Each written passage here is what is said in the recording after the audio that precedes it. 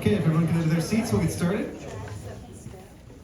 Please welcome our final presenter for the evening, Gertrude Catherine Adair, with her thesis, Giving the Work Back to the Artist, an argument against AI in the creative world. Let's give her a hand.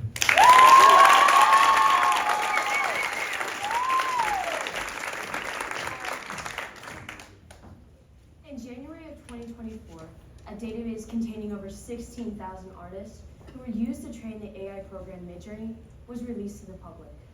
This database included artists such as Vincent van Gogh, Andy Warhol, Walt Disney, and even a 6-year-old who participated in a fundraiser for Seattle Children's Hospital in 2021. No artist received any compensation for being added to this database, was consulted before being added, or knew they were part of the database until they looked for the name themselves. Instead of commissioning one of the artists, anyone could generate the art themselves with a simple $10 to $120 monthly subscription and using Midjourney. And all this revenue went back to the company, not the individual artists. Clearly, a lawsuit would be the next step for all of these artists. However, a year before the database was released, a court in Northern District of California ruled in favor of AI, not the artist. The case was dismissed because the artist could not prove the AI-generated images were substantially similar to the original works in the database. In other words, the output is not similar enough to the input. As of today, artists cannot find refuge in the law from AI. The artists cannot protect their work, their salary, or their livelihood. As for AI, the technology will continuously improve and produce works no one thought a computer could make. The particular kind of AI I'm referring to is generative AI. Generative AI uses deep learning algorithms to learn patterns and features in a given data set, then create new data based on the underlying input data. Said more simply, generative AI will learn patterns in a data set, then create a result based on those patterns. If you've listened to the news or written an essay in the past year, you've probably heard of ChatGPT. ChatGPT uses generative AI to create text responses. It will reference online sources such as Wikipedia, social media, and news articles to create the best result. Image generating and other visual AI work the same way. Programs like Midjourney will take pieces of multiple artworks, then combine them all together to create a new piece of art. It's like a puzzle, except none of the pieces are from the same box. When you prompt the AI to create an image, let's say a cat painting by Van Gogh, it'll scan through hundreds of photos of cats and of Van Gogh's paintings while learning the patterns and features of those photos. Then using those patterns and pieces of the original works, we'll create an image that looks like a cat painted by Van Gogh. Even when you prompt AI to create an image in no particular style, it'll still reference Van Gogh's work. Whether it's the brush strokes, paint strokes, or layout, it'll still reference Van Gogh's work in some way, just like every other image in the database. AI will use every image in the database it is given. The capabilities of AI do not stop with text and image generation. There are programs capable of rendering extras in the backgrounds of film, helping with CGI and visual effects, and creating 3D models from pictures. Companies in Hollywood can now create their own actor instead of hiring a real one. With just a few photos, companies can create any digital likeness they want. Imagine the next time you go to the movies, you see yourself as an extra in the backgrounds of films. These kind of programs have raised questions about digital likeness and image rights of the artist. If the company created the model, does the artist have any say in how that model is used? Right now, the answer to that question is no. The company created the model and is therefore the company's property. The artist does not own or have any control over their own digital likeness and image. Current publicity laws and copyright laws do not accommodate for this new technology. This is a pattern for all of government. Technology is always a step or two ahead of legislation. This is why it's vital to begin drafting programs that create a balance between AI and the artist before AI becomes too established. Therefore, I propose Congress should enact a law that creates an opt-in program that enables artists to protect their work from being used in AI algorithms and databases. By opt-in, I mean artists must explicitly give their permission, must opt in for their work to be used in an AI database.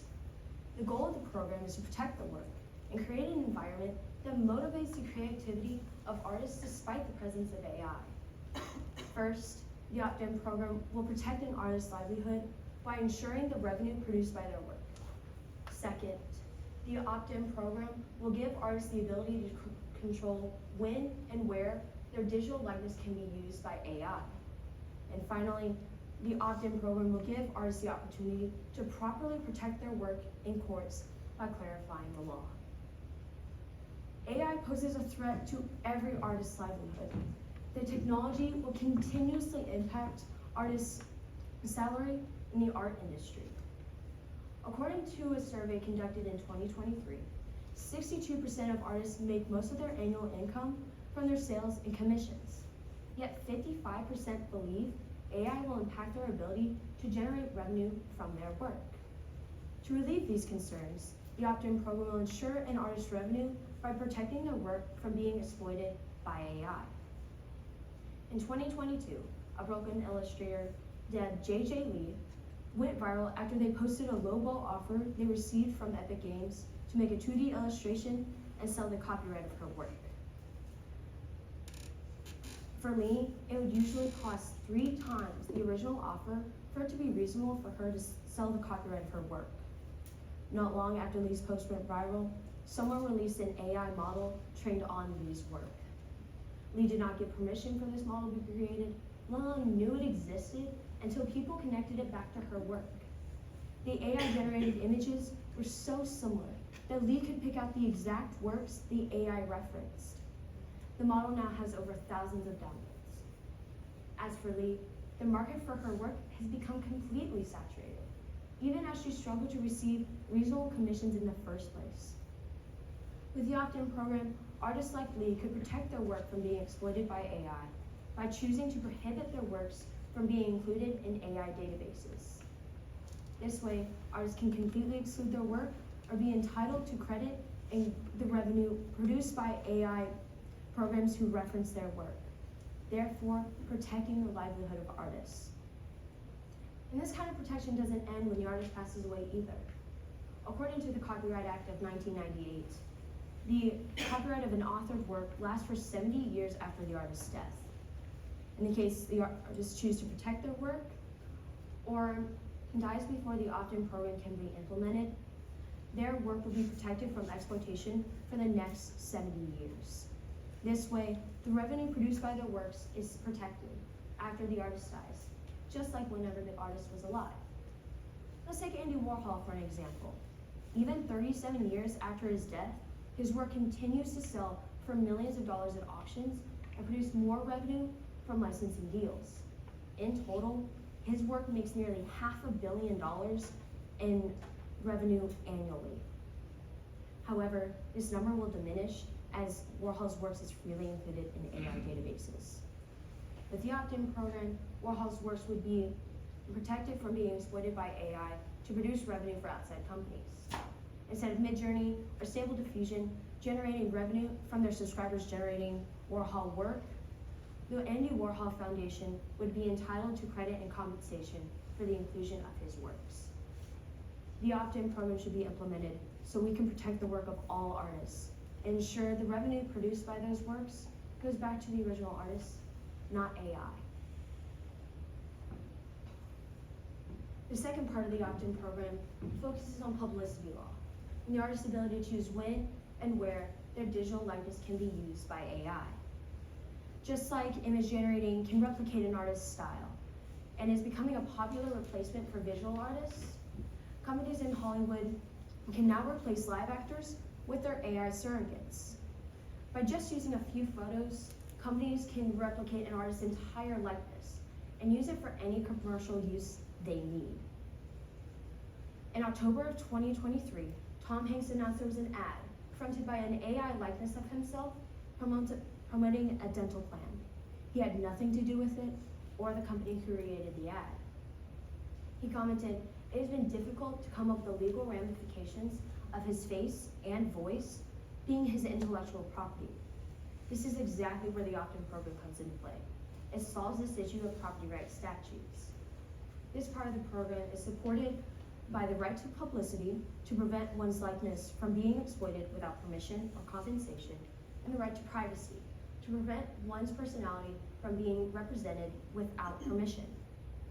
With the opt-in program, Tom Hanks would have the control to determine when and where his digital likeness can be used. If Hanks proves there was no written permission or agreement with the dental agency, he can support his claim for compensation. Simple system, simple process, simple solution.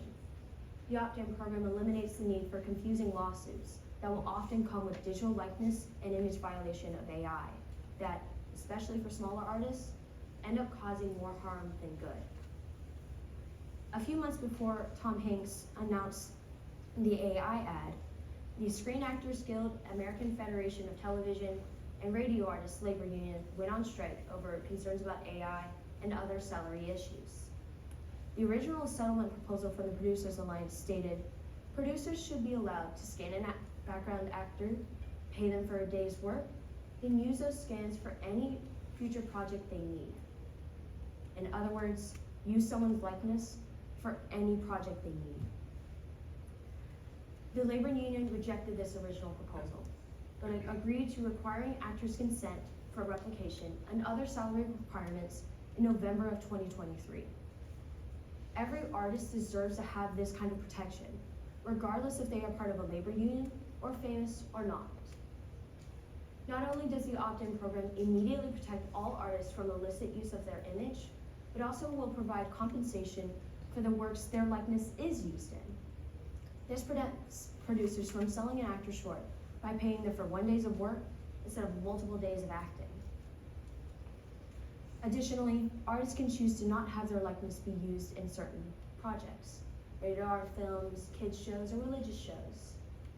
The artist would state their decision as part of a contract with their company. In case the company breaks the agreement, the artist can sue them as the company violated the opt-in clause of their contract and the rules that come with it. We should protect an artist's likeness and image from exploitation of AI to preserve the working industry of those artists and provide compensation for the works their digital likeness is used in. Finally, the last reason to implement the opt-in program is to clear up the confusion around AI copyright infringement. Just like current publicity laws do not accommodate for the new technology and need to adjust, our copyright laws allow AI to plagiarize immeasurable amounts of work. Greg Wadzowski, a Polish digital artist, is known for his distinctive classical style and unique depictions of fantasy scenes. His style was a big hit on the image generator Stable Diffusion. So big, his name was mentioned over 93,000 prompts. Over time, Wadzowski became increasingly concerned as he saw more AI art than his original work online. Quote, "It's just been a month. What about in a year? You probably won't be able to find my work out there because the internet is flooded with AI art." After publicly opposing and protesting AI, Stable Diffusion eventually removed his work from their database. But soon enough, an AI art enthusiast released a separately trained model that could recreate Wadzowski's work again. People preferred to create AI art instead of going to Wadzowski himself and commissioning him. With the opt-in program implemented, Wadzowski's decision to exclude his work from AI databases would be enforced. It would give developers and programmers the legal obligation to remove Wadzowski's work from their databases or ask for permission to keep it. This applies for all developers as well, for ones like Stable Diffusion and the smaller ones separately trained to recreate Wadzowski's work. The opt-in program would enforce an artist's decision and give developers the legal obligation to respect their wishes. So why can't Wadzowski sue the developers if it's clear his work was used in their database? As I've mentioned before, a court in Northern District of California ruled in the Anderson versus Stability AI case that the output images of AI must be substantially similar to the original training images, and therefore the output images do not provide grounds for copyright infringement. It is clear the artist's copyright was infringed, but there is no way to prove it in courts because of the structure and programming of AI. The only way to prove copyright infringement of AI is by looking through the database. Yet courts do not consider the database enough in these cases. Even if the output is completely different from the original works, every work is still referenced in some way. Every work in the database that the AI reference is used and somewhat replicated. The opt-in program would change how courts deal with these kind of cases by switching the concern from the output to the input. If this were applied to the original Anderson versus Stability AI case, the artist could win if they proved that their work was used in the original training database. The opt-in program is meant to help artists who wish to protect their career and their work and their future. The opt-in program is structured to help artists file a lawsuit when their work is illicitly included in an AI database and provide the legal standing they need to win, therefore protecting the work, the career, and livelihood of all artists. Now, when it comes to actually protecting this work, in other words, sorting through an AI database, we have the technology we need to do this. We have AI and other programs that are capable of easily taking care of this task for us. Midjourney's founder commented on this saying, there is no way to get thousands of images and know where they're coming from. But there is. If AI can be programmed to identify and reference specific artists' work, then it can be programmed to not use those works.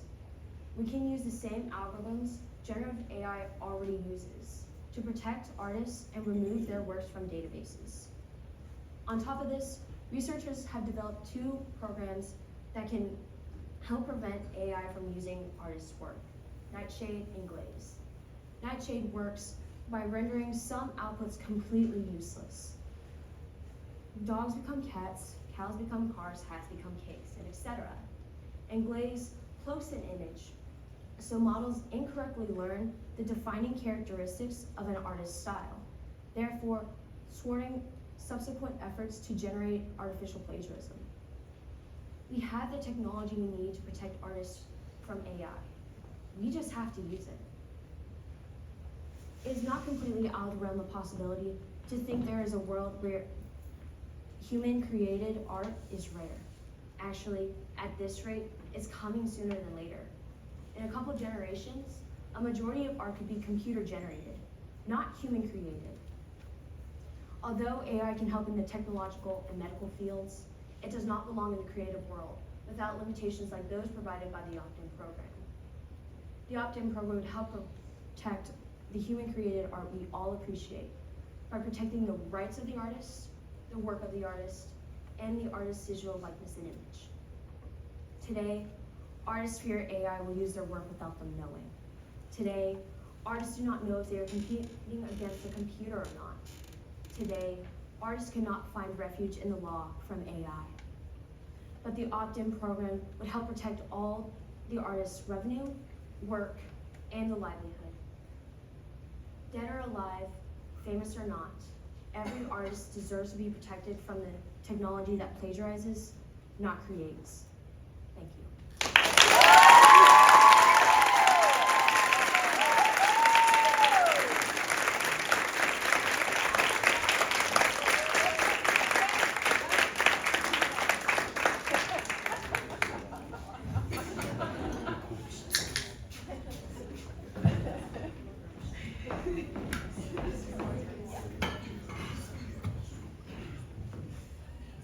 Great job, Gertie.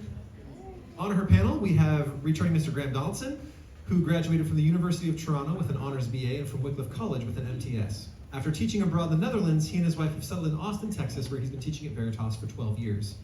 He's also a host on the hit podcast Classical Stuff You Should Know, which certainly does not use Midjourney on almost every one of their behind-the-scenes posts. And has been accused of trying to print the internet and believes every sports coach should have elbow pads. We have Miss Maya Manchester, who's done a little bit of everything from diplomacy to chocolate tempering. She finds it hard to trust anyone who doesn't drink coffee or tea, and she applies the phrase, don't judge a book by its cover, to everything save books. We have Miss Heather Reimer, who received a dual bachelor's degree studying Bible and urban ministry and completed her master's degree in social work. She's been teaching at Veritas for 2 years, filling in subjects wherever there's a gap. Prior to teaching, she worked in the field of social work for, let's say, a long time, culminating in directing a national nonprofit program to support and educate families with babies in the neonatal intensive care unit. You say it 5 times fast. And consulting with hospital leaders on patient experience. She also teaches piano lessons part-time and enjoys drinking coffee all day long. Gertie's advisor was Mr. Eli Pickering, who must have some fancy credentials or whatever, but now he's just a lowly teacher who sports the best goatee on floor 3, narrowly beating out Mrs. Ball. Miss Ball. I'm sorry, I just accidentally married her to someone else. Miss Ball. You go ahead.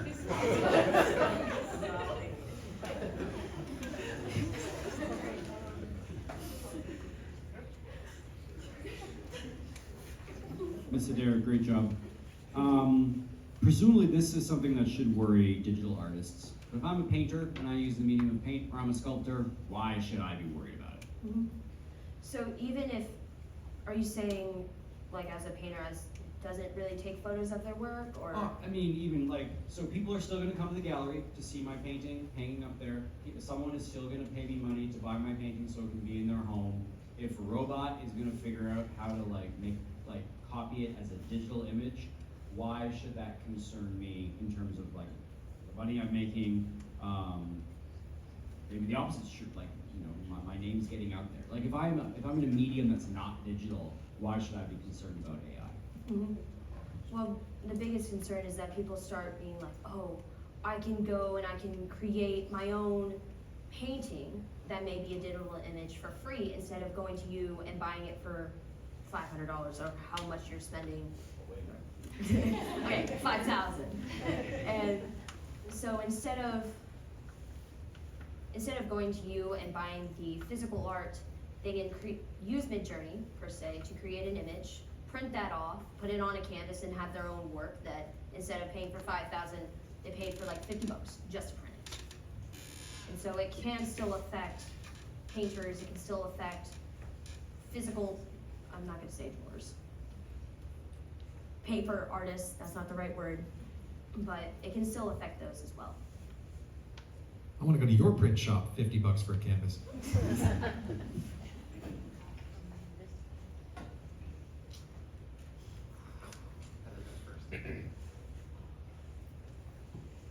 So you reference things like combining cats in the Van Gogh style. Is there any precedent about like using multiple artist influences that would trigger this? Like, I want 25% of Van Gogh and 25% of this other artist, and I'm going to combine all these.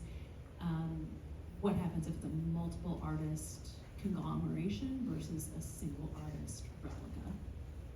So, I mean, AI is capable of using multiple artists as a reference.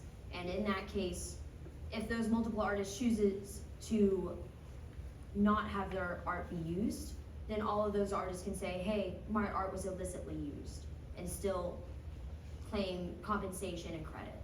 So it applies to individual artists as well as multiple artists. Does that answer your question? Well done, Gertie. This is sort of a theoretical and bigger idea question. Is not all art derivative of some other art? And so how are we not also punishing artists for being influenced by other artists? Mm-hmm. Like, where do we draw the line? I'm actually really glad that you asked me this question. So for us as humans, we always hear sky's the limit. In other words, God's creation is the limitation to our inspiration. For AI, the limitation that it has is our work. AI doesn't have a life. It doesn't have the life experiences to portray. It doesn't have emotions to express. It doesn't have a message to get across. And it's not inspired. It only mimics. It can only copy and paste pixels where we can be like, I see this wonderful tree and I'm inspired by this tree to create something new. We have our unique minds that God created. However, AI is just a program. It's just an algorithm. It's ones and zeros. Just to follow up with that, is that, and I agree with you, but is that now the argument not to be made? Okay, derivative and copies is now so easy, a computer can do it. is there not an argument to be made then, because AI is going to like eat the lunch of a kid who's trying to copy an internet artist, therefore now we are actually going to, the human artist is going to go off and be rewarded for being more creative, as opposed to now currently being rewarded for being derivative. They can no longer compete in that world because the computer's going to do it. So does this not mean that like with AI we're actually going to have even more human creativity, because that's where the money's going to be, that's where the newness is going to be? Do you mind restating your question? Yeah. So if artists right now can make money and they are being inspired and they're copying and they're mimicking and they're doing like a derivative art from the masters. Yeah. But now they're not going to be able to do that very well because the computer is going to do that way better. If we allow the computer to do that and give it all the images, and it's going to run and do its thing, and now that means that the only place for an artist to be is in moving creativity forward, as opposed to like staying in derivative. So is this not actually, in fact, going to amplify human creativity? That's my question. I can admit that the reason why I'm not saying completely cut out AI, at least put in limitations, is because I do think that there can be applications where instead of an artist sitting and brainstorming for 20 hours trying to be like, oh, I can't come up with something, to use AI. But I do think that there is a lot of value in how humans can work with their art, with their creativity. Like with a graphic artist, they use creativity to create new logos.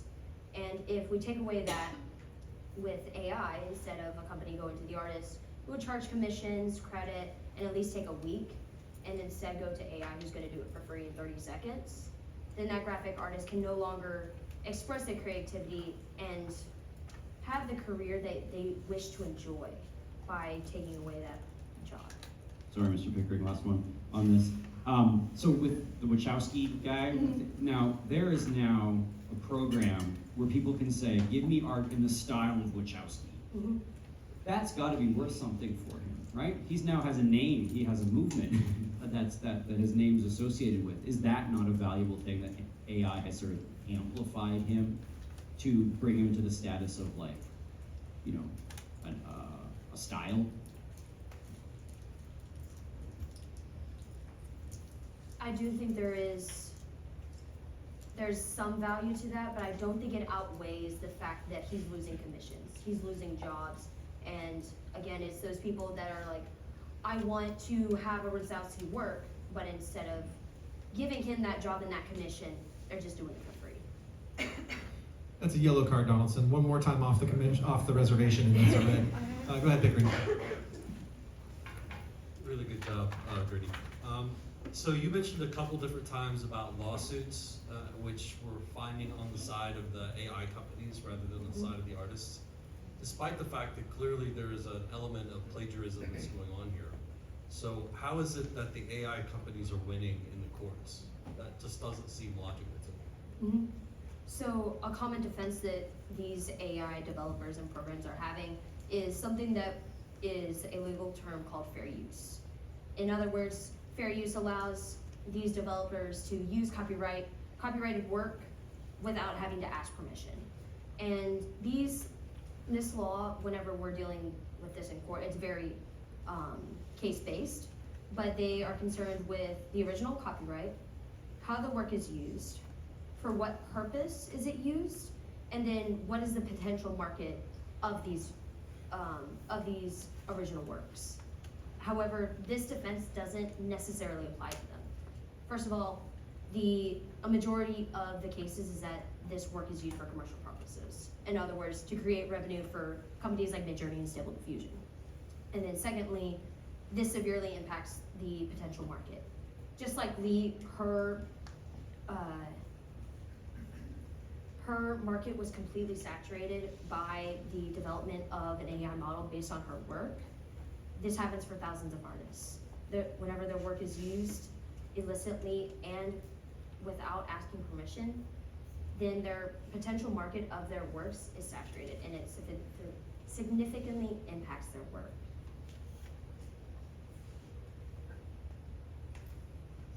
So when we were talking about someone being able to opt in or opt out, and you said an artist, no matter how well known they are, what is the threshold for someone to be called an artist? Can I, like, say my kindergartner's piece of artwork is considered art and say they are opting out of this and then register them as an opt-out and then nothing that looks like their squiggle can be used?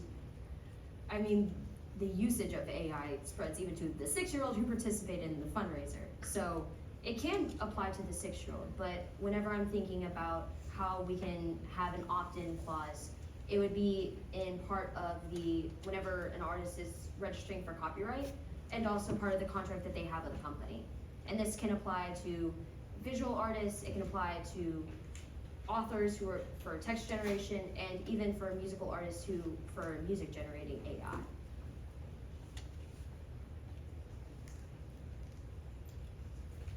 You had mentioned 70 years protection after death, and I'd like to know a little bit more about that. 2 questions. First, why 70? Is there a magic reason that 70 is the right amount of years to protect an artist's work after their death? And then is that just for like print work, like paintings, or does that also, that 70 years, could it also apply to the likeness category here? So the reason why I chose 70 is because I'm directly referencing the Copyright Act of 1998. The only reason why I chose it is because this is how our government currently works. Why go off and create a new number and make it more complicated? And then as for this applies for the digital likenesses. This applies for the paintings. This applies to drawings as well. Do you know why they chose 70? Unfortunately, that was not part of my research, so I do not know why.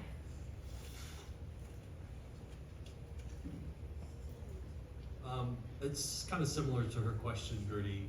You kind of had mentioned, like in one of those cases, that the courts had said the output was not similar enough to the input, and then this whole idea of copyright protecting, from actual copying other people's work. Where's the line in between these two? I mean, what's the difference between how different does it have to be before it's not part of copyright? Like the output from AI. Mm-hmm. So right now, with the current structure of copyright, it's very subjective. And that's the unfortunateness of our situation right now. With AI, it generates. It doesn't necessarily replicate. I mean, if you ask a program to create an Andy Warhol tomato soup and say, oh, it's potato soup, that's more replication than generation. Obviously, you can say that Andy Warhol's work was used and copyright infringement and etc. But with something of where it's not exact copy and it's just a generating, then that's where it gets blurry. That's where it goes into not substantially similar enough, even if Warhol's work was still used. Does that answer your question?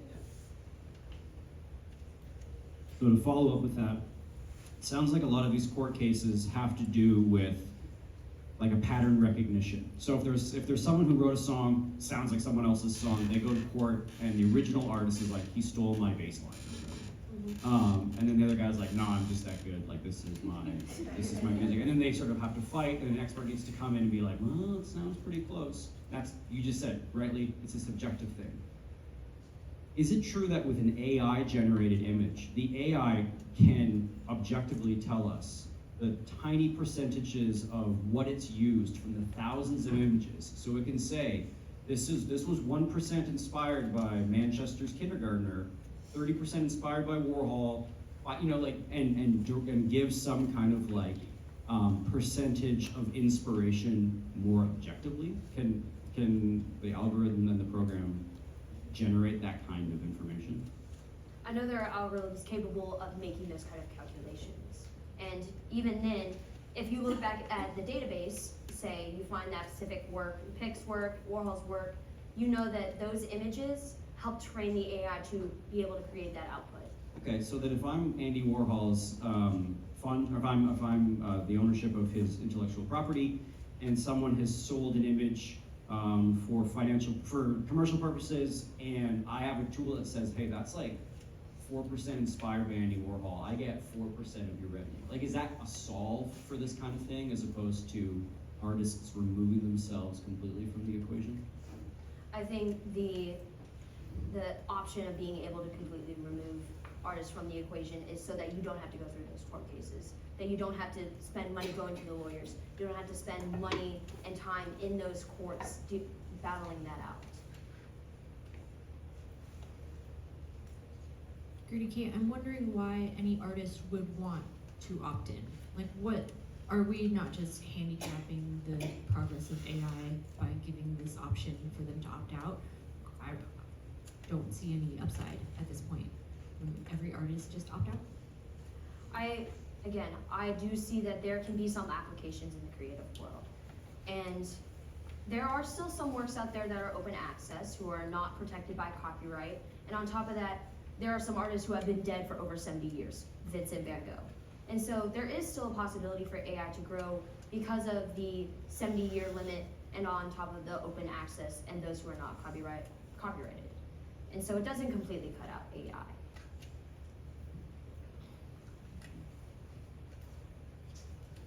Gertie, how do you enforce this? Like, what does that look like? How do you know? I mean, the database is all digital. So I think in this case it would be one that the artist chooses their decision, opt in or opt out. And if an artist sees a work like, hey, that seems a little bit too much like mine, they could go and ask the programmers, hey, did you use my work? And as part of the proceedings of the case, the developers would prove their guiltiness or their innocence of this work was not used or used in this database. And on top of this, there is currently a proposal out there by Senator Richard Blumenthal and Josh Hawley to create a new federal body that will manage AI. That means licensing the technology, dealing with wrongdoers, and solving these kind of problems. So you're saying, even though the database might be even though the database might be proprietary, you're saying that that they would be required to reveal, like in court proceedings, Yes. what images are available in the database? Yes.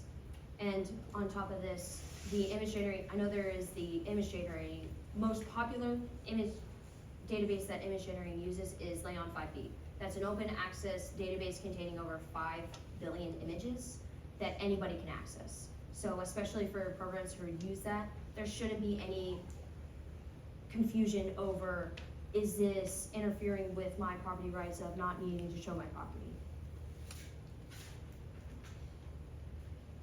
Say an artist did opt in, how do you imagine that they would decide the monetary compensation?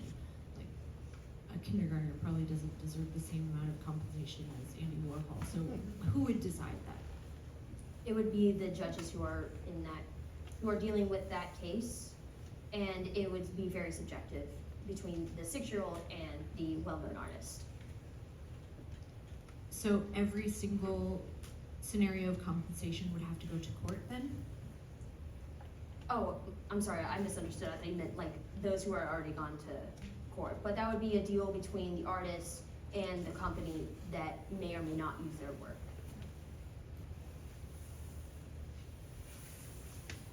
What if I'm an artist that early in my career I want the exposure and I opt in? Can I opt out later? Yes. Is this I can go back and forth as I want to? Yes. It's not preferred, but it's still an option.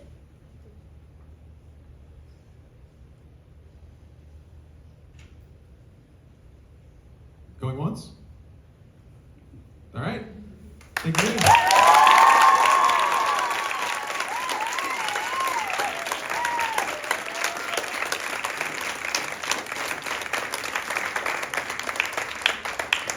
You can come back and see tonight's winner on Friday at our final forum competition starting, what? Oh yes, also the Adair family has provided snacks outside for everybody. So if you'd like some snacks and refreshments, head out the hall. And you can see our winner on Friday at our final forum competition starting at 4:30. So we'll see you guys.